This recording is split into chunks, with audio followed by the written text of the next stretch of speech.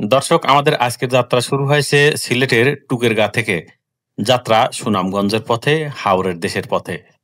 ভোরের স্নিগ্ধ আলোয় যখন শহরের কোলাহল ধীরে ধীরে মিলিয়ে যায়, তখন শুরু হয় আমাদের পথ চলা। সামনে বিস্তৃত সিলেট সুনামগঞ্জ মহাসড়ক, চারপাশে সারি সারি সবুজ গাছ, চায়ের বাগান, পাহাড়ের পাদদেশ দিয়ে গড়িয়ে চলা এক অনন্ত রাস্তা। এই সড়কটি উত্তর পূর্ব বাংলাদেশের অন্যতম সুন্দর একটি সড়ক রুট। সিলেট থেকে সুনামগঞ্জের পথে আপনারা আজ দেখতে পারবেন প্রাকৃতিক দৃশ্য, দোকানপাট, মানুষজন, জীবনযাপন এবং চলাচল সব মিলে একটি অসাধারণ ভ্রমণের সাক্ষী হতে চলেছেন আপনারা। দর্শক, কখনো চোখে পড়বে চা বাগানের লালচে মাটি, কখনো ঘন সবুজ ধান ক্ষেতের সমুদ্র, আবার কোথাও দেখা মেলে ছোটখাটো খাল যেগুলোর জলধারা ঝলমল করে সূর্যের আলোয়। সিলেট সুনামগঞ্জ মহাসড়কের নতুন সংস্কারকৃত অংশ এখন অনেক প্রশস্ত, মসৃণ আর নিরাপদ। দুই পাশে গাছের ছায়া, মাঝে মাঝে ছোট ছোট গ্রাম, দোকান আর রিকশার ভিড়। এখান থেকে সুনামগঞ্জের দূরত্ব প্রায় ৫৫ কিলোমিটার। তবে সবচেয়ে মজার ব্যাপার হলো এই রাস্তায় আপনি পাবেন এক অনন্য মিশ্র অভিজ্ঞতা।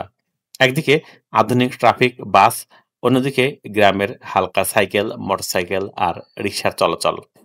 এখানকার মানুষগুলো সত্যি অসাধারণ। সিলেট অঞ্চলের মানুষ যেমন আতিথেয়তায় বিখ্যাত, তেমনি সুনামগঞ্জের মানুষ সরলতা আর পরিশ্রমের প্রতীক। কৃষি আর মাছ ধরাই এখানকার জীবনের একসময়ের মূল ভরসা ছিল। ভোরবেলা হাটে গেলে দেখা যেত কৃষকেরা মাথায় ধান বয়ে আনছে, আর জেলেরা নদী থেকে টাটকা মাছ তুলে বিক্রি করছে।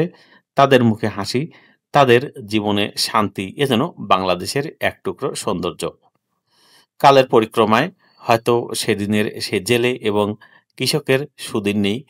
বর্তমান যান্ত্রিকতার যুগে এবং আধুনিক অর্থনীতির যুগে হয়তো অনেক কিছু পরিবর্তন হলেও আপনি সিলেট এবং সুনামগঞ্জের অনেক জায়গাতেই কিন্তু সেই প্রশান্তির জীবনের দেখা পাবেন।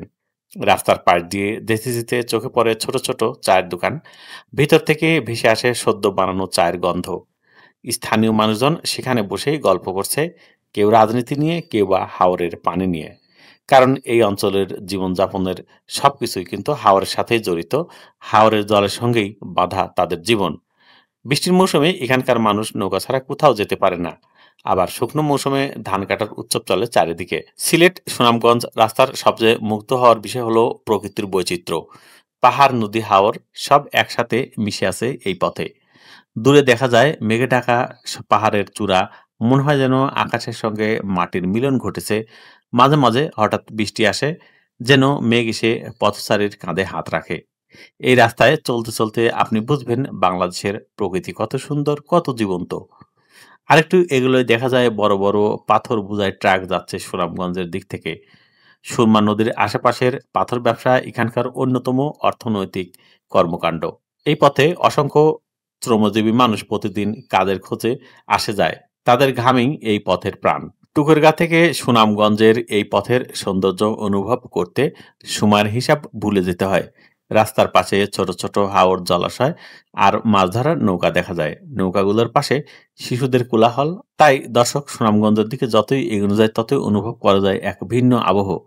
বাতাসে হালকা মাটির গন্ধ, দূর থেকে ভেসে আসে গান।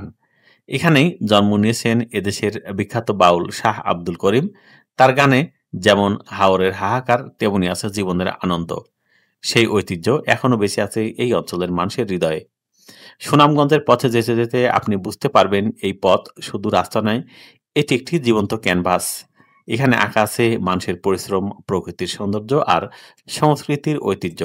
প্রতিটি বাঁক, প্রতিটি বাজার, প্রতিটি মুখ যেন বলে দেয় এটাই হাওরের দেশ, এটাই সুনামগঞ্জ।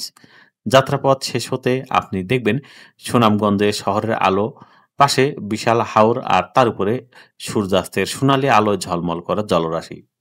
এই পথের সৌন্দর্য চোখে দেখার বিষয় নয়, এটি অনুভব করা যায়, যা আসে হৃদয়ের ভেতর থেকে।